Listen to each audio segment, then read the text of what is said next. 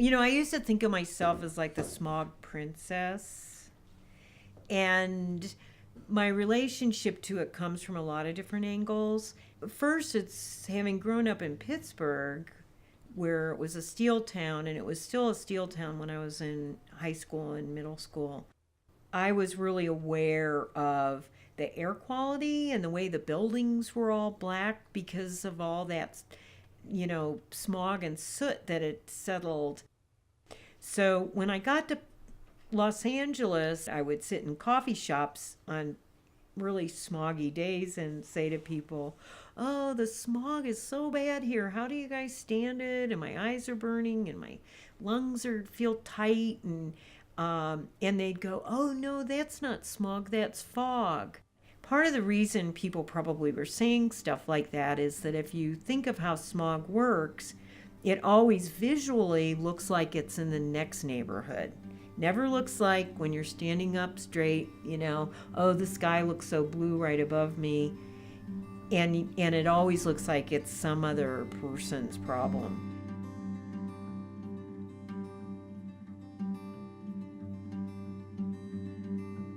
I think a lot of artists, myself included, made art all our lives, right? And for whatever reasons, people enjoy making art. Obviously, if you have some skill to you, you get a lot of satisfaction out of it. For me, it was a great way to find this comfort in my life. But you know what? I always think you get punished, okay? I was really annoyed at this guy that cut me off, so that's all I was thinking about, right? See? Anyway, come on in. And, I didn't know quite what you were going to do. So, I'm going to, after you guys leave, stay and work and stuff, but I didn't know, just like if you want videos of you working. Like okay, you can work on whatever so maybe you need I'll to bring do. some of my supplies out and stuff from the car. Yeah, do you want help carrying it? Oh my God. I'm going to do a Trump smog. Oh my God, please. You're gonna put it for 120 days? Well, you know what I'm going to do? I'm going to make a stack of plates and just leave them out. And then his plates at the top. And then I'm going to make his squeaky white. So in other words, he won't be in smog. He's actually going to be white, the white. Yeah. And, kind of like he's a stack of dirty plates, really. Mm-hmm. Right? Something like that. So the thing with this one, I think, is that I'm going to have cards with the name of the tree and where it's usually found in the world. And so then you would pass those around to a group of kids and then have them identify the tree on the outside of it or something. Okay. You feeling lucky? Yeah. It's cool, isn't it? That is cool.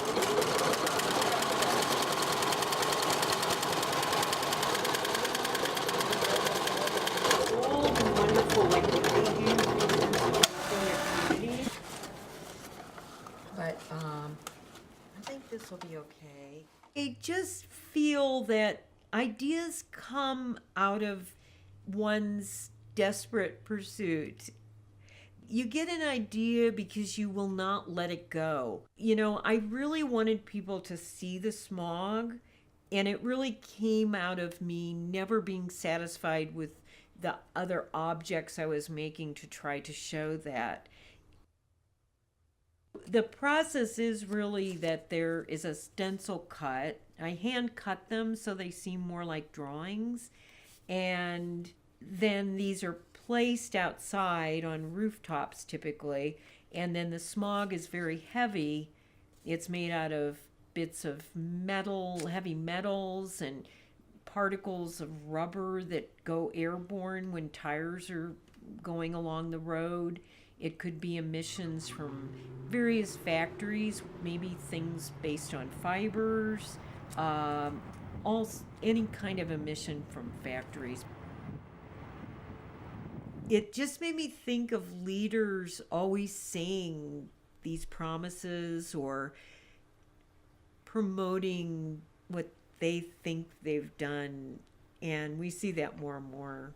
And I actually referred to a historian, Bill Weeks, who I knew at the time, because I would read these words that the presidents would say, and then I needed somebody that really knew about American history to tell me, well, did they do this or not? Is this because the real judgment there is not only what they said, it's also in the grade of gray that I've made their plate. So those plates I left out longer if their environmental records were bad. And it's such a pleasure and really a dream come true to have her here at Orange Coast College doing a project with our students where we ourselves get to create our own imagery and experience the tangibility of making our images with the smog. I love the idea of teaching. Teaching is sort of this deep moment where people feel a connection of understanding. I like working with these workshops and these community groups because it really allows me to make this idea that I'm just a student along with you. I just happen to bring all the art supplies. My design is actually this little girl, and she's wearing like a smog mask. So the idea is that, you know, we're constantly breathing this in, and if we're breathing it, then kids are breathing it in too. It's affecting everyone.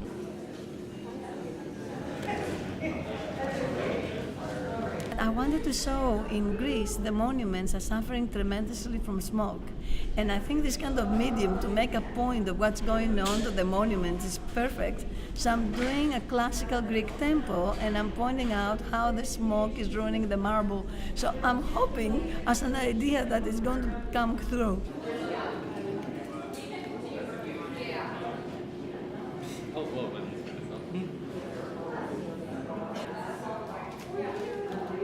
She creates new projects in these environments with the community around her as an audience. And the community gets to watch the project being built, the smog particles falling on the artwork, and then the end result. And I think that that's even more powerful than seeing her finished work or reading an article about her in the paper.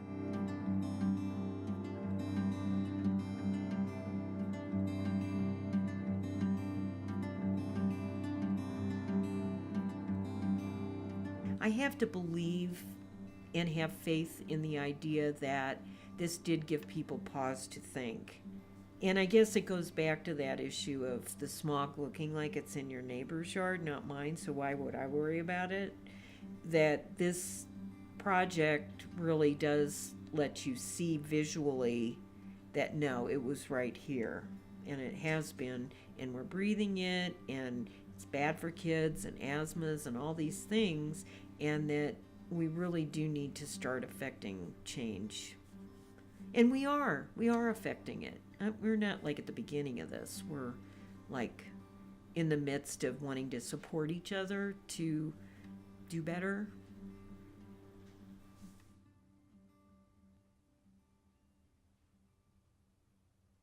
For some of these, I feel like what should be happening is to just teach people how beautiful nature is. You may think everybody thinks that, but I think we don't have that many opportunities to engage in nature when we live in cities. I mean, we know parks, or maybe like once a year you go take a hike somewhere, right?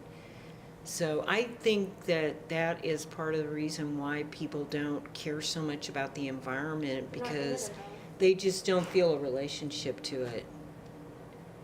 And unless they can love it, why would they take care of it? So some of the stuff is more about trying to nurture that. You know, I'm not saying one activity with a suitcase is going to do it, but I think if there's a lot of things people engage in that are in that dialogue, maybe they would start thinking about it or feeling it. I want them to feel it. That's why I want the velvet on the back. I want them to feel it.